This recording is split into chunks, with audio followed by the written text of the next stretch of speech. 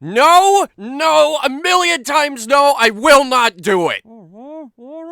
I have a moral obligation to never touch this movie. It is sin. It's worthless, spineless, rotten to the core. Oh, Greg, you are so ignorant and heartless. Do you have any idea how much I've cried over this movie?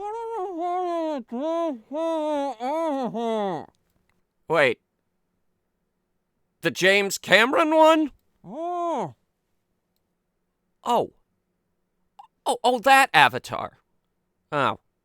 Well, that's different. I was thinking of the other one.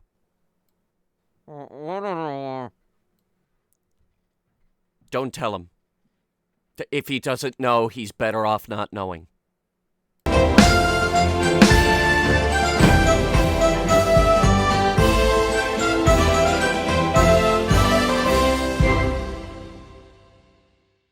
Hello, my name is Hunter, the movie-reviewing horse, because when it comes to cinema, humans cannot be trusted. And neither can humans. Sorry, I meant humans. Wait, did I say... Sorry, I meant humans. Wait, no, fuck. No, I meant humans. Wait, it says humans.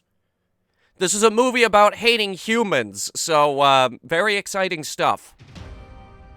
James Cameron! At last we meet.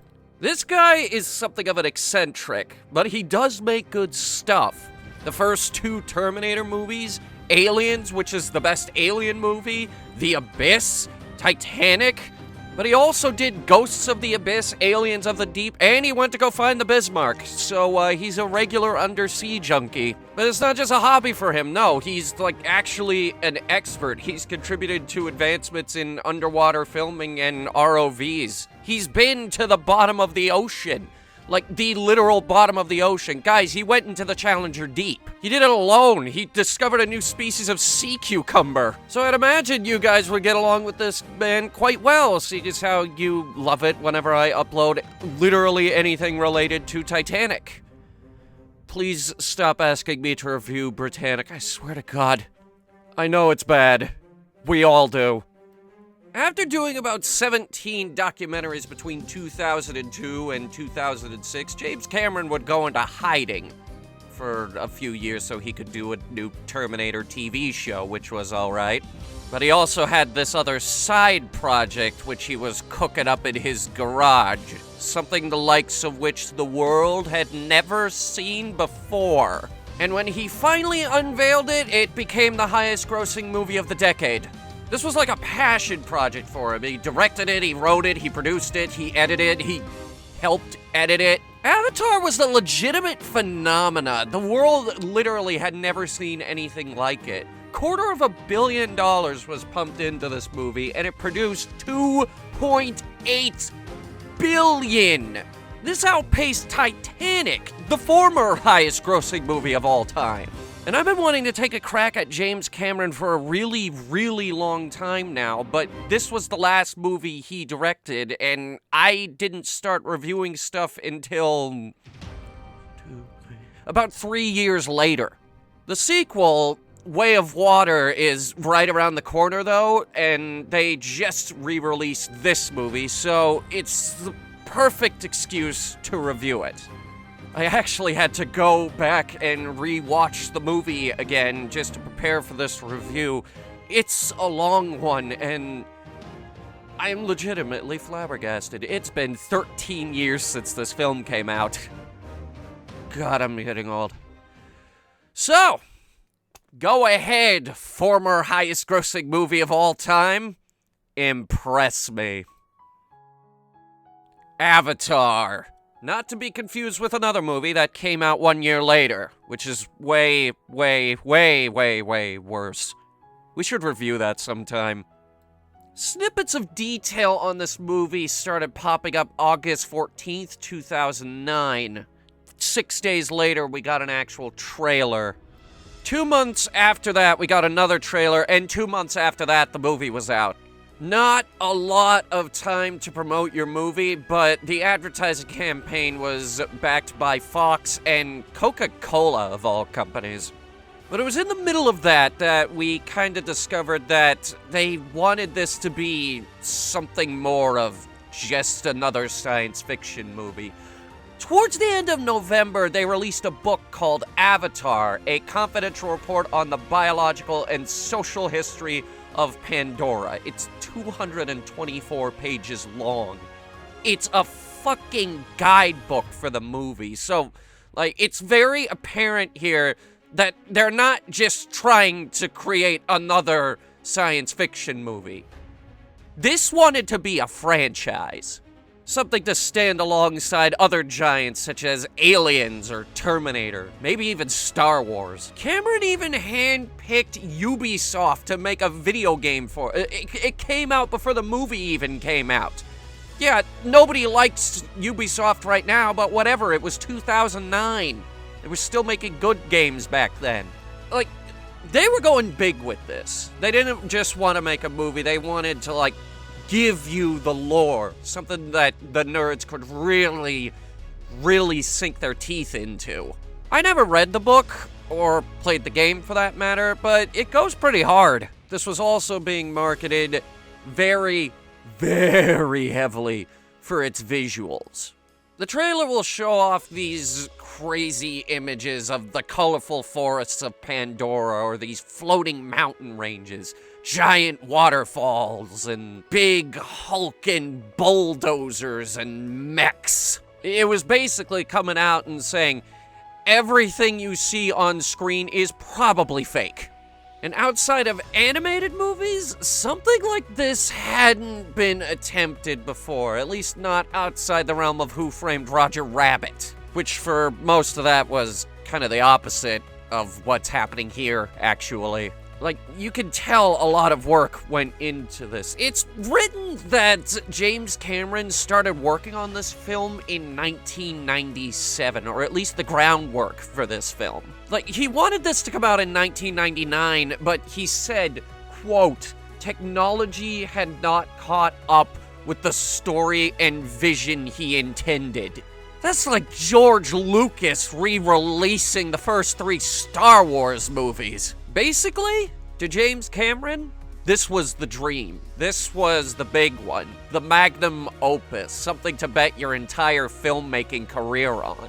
He had this incredible vision, and he took huge risks to bring it to life, and spent over a decade of his life working on this. Of course, all of that means nothing if the movie flops. Which we all know it didn't. This was the highest grossing movie in the world for a while, until Avengers Endgame came along and dethroned it. The movie's not half bad either. I mean, it's not Citizen Kane by any stretch of the imagination. The story is lacking, characters are virtually non-existent. The plot is basically Fern Gully meets the Smurfs. This was coming out around the time where all of the nature documentaries and the commercials were saying, deforestation is responsible for 1/3 of the world's greenhouse gas emissions. This accent got worse as the bit went on. And the other 2/3 are caused by cows and NFTs. Okay, that's a lie. The cow part is true, but not the NFTs. Those didn't come out until like a decade later. Which, honestly, speaking of a decade, yeah, this movie is 13 years old, and it looks like this. What? Let's talk about the visuals. Obviously, we need to talk about the visuals first, because that was the big thing with this movie. Alright, James Cameron waited like 7 years for computer technology to catch up so that he could actually make this movie look like this. Even by today's standards, the visuals in this movie are dancing circles around more recent films. We get these huge panoramic shots of these floating mountain ranges. It's glorious, and they're flying right through it, and like they're going in and out of the clouds and stuff. And then the blue guys, they're jumping off of these mountains like it's no big deal, and they're flying through them on their pterodactyls. Or other times they're running through the forest, and every time they take a step, the ground lights up beneath their feet, and oh, Lord, I do not even want to know how long it took them to make this film look this good. And that's not even the half of it, by the way. We haven't even gotten into the green screening, because this movie basically takes green screening and moves it to center stage. It had never been done on this scale before. The Star Wars prequels came pretty close, but they didn't look this good. One scene that stands out in particular is when our main villain guy here gets into one of the mechs here, the amp suit, as it's called, and he starts, like, boxing with it, and it's like, here, let us show off our visual effects for a little bit. Yeah, you like that?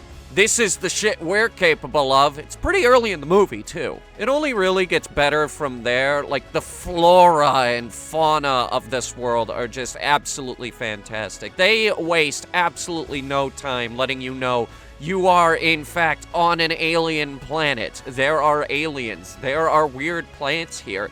This was so fucking refreshing to see again. We've been watching Star Wars, right? They got forest planets in Star Wars, but this is way more alien with that. Like, come on, Star Wars, step up your game a little bit.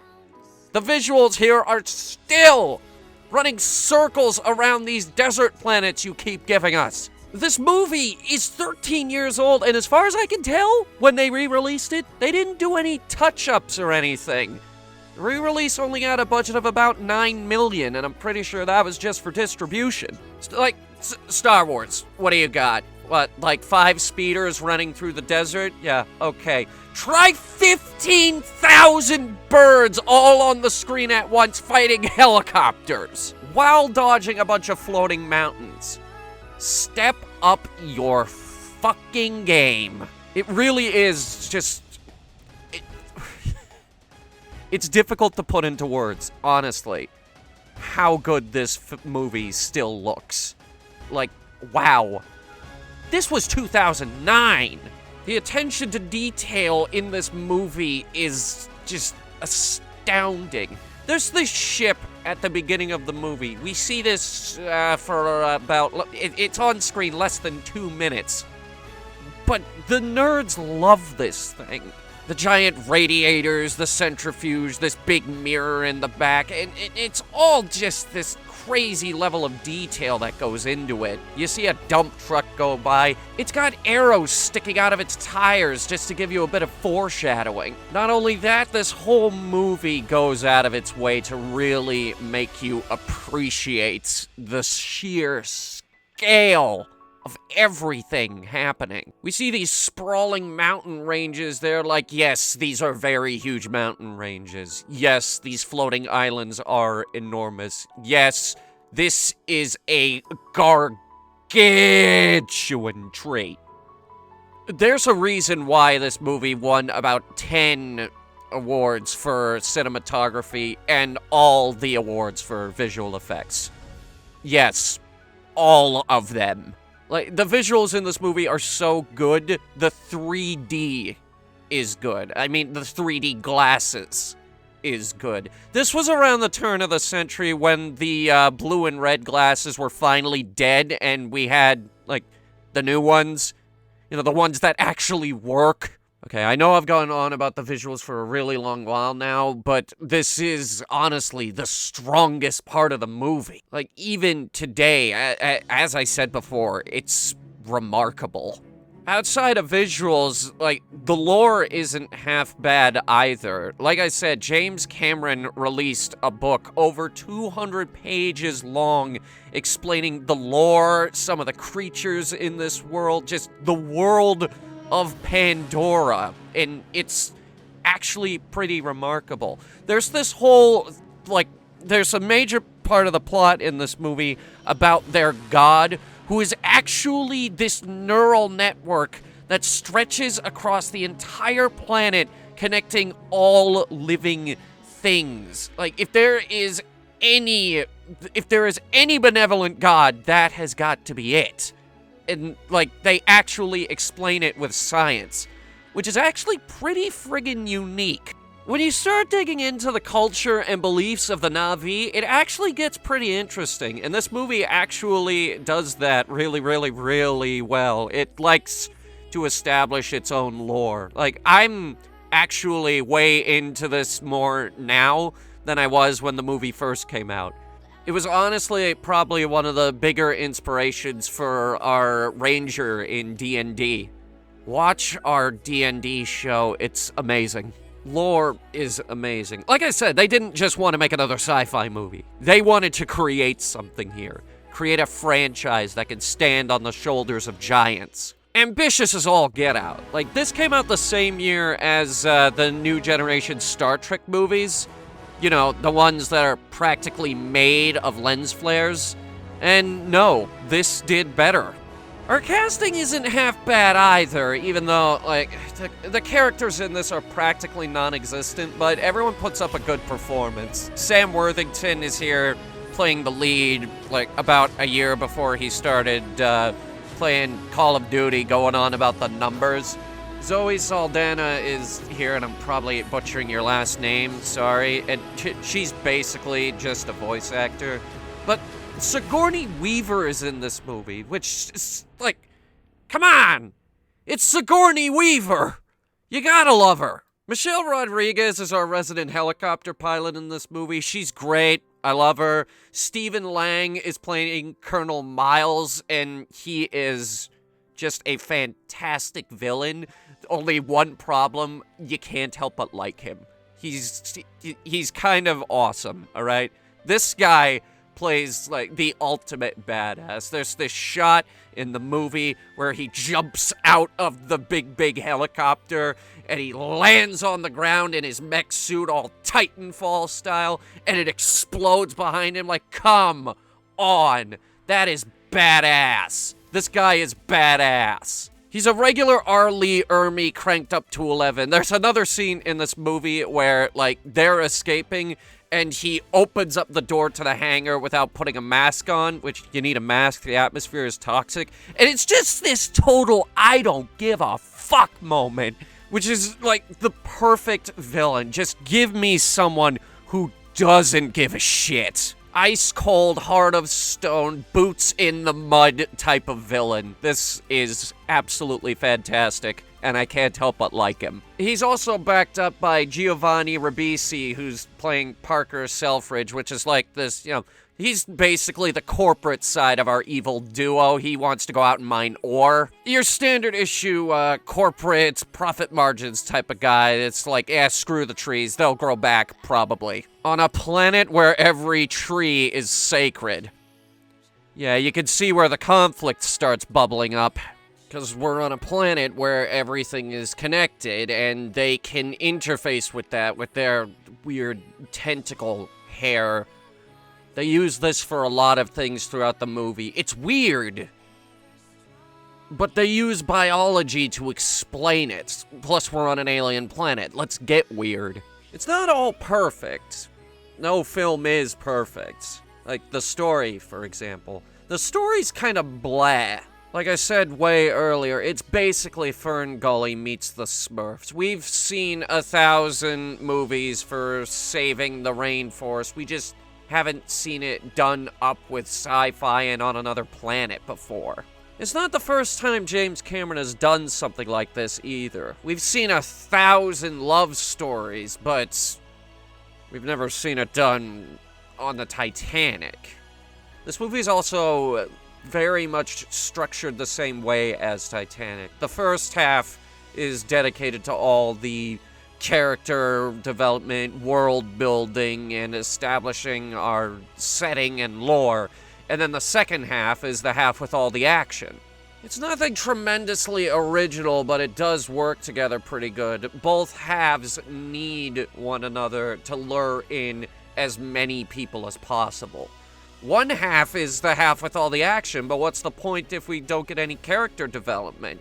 But what's the point in having all these cool guns and mechs and stuff if we don't get to use them?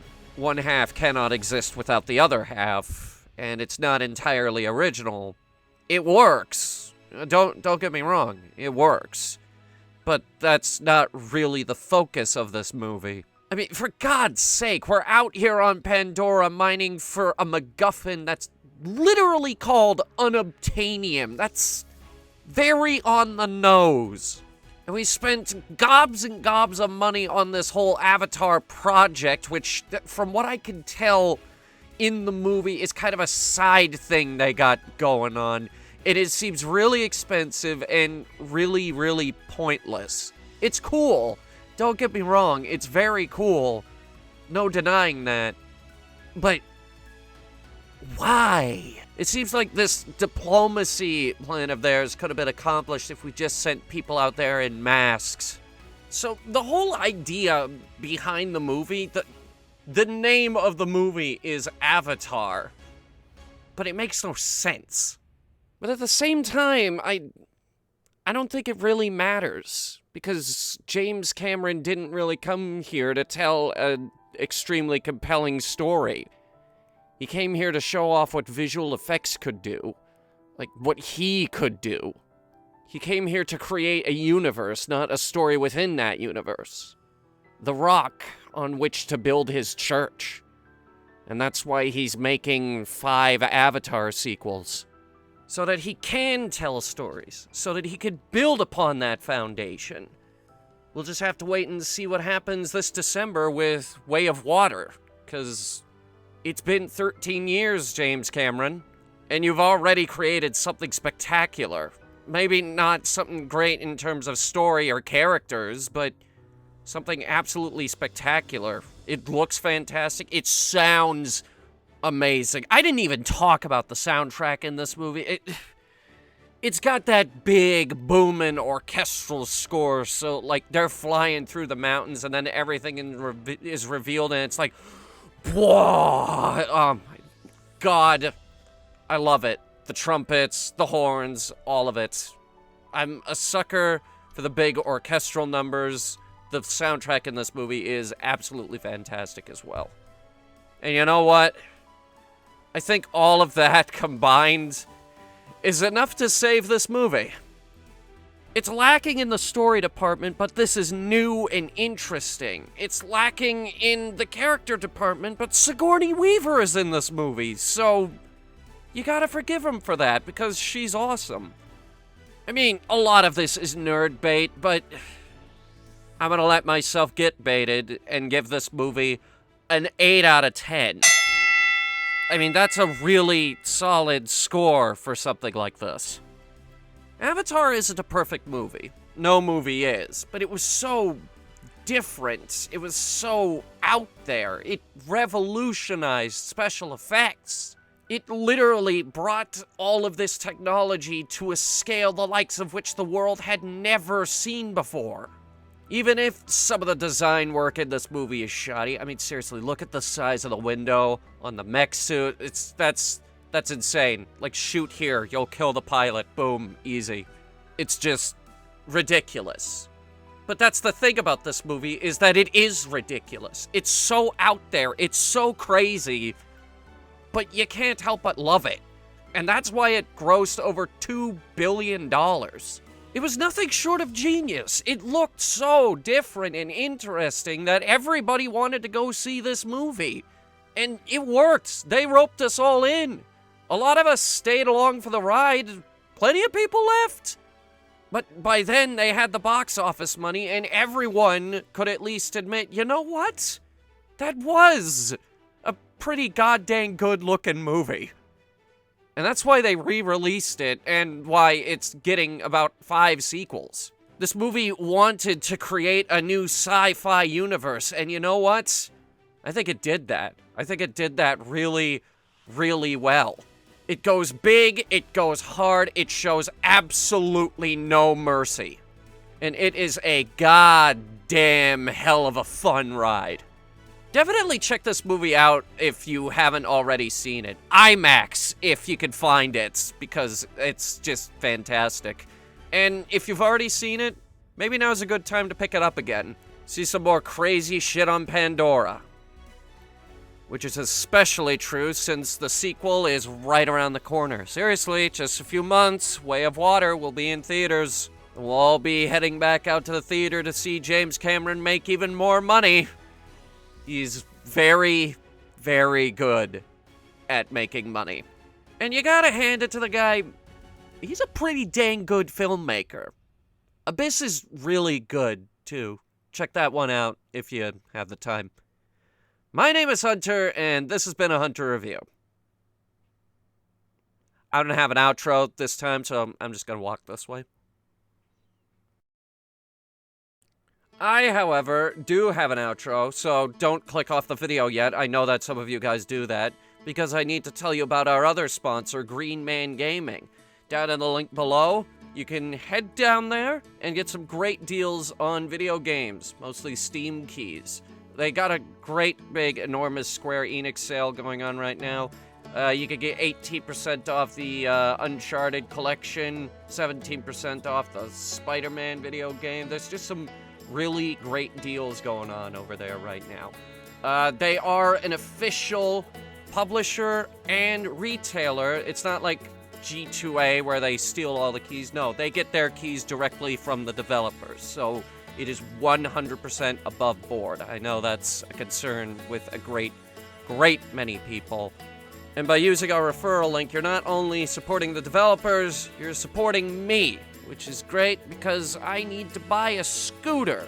And actually, by the time this video goes up, I might have already bought it.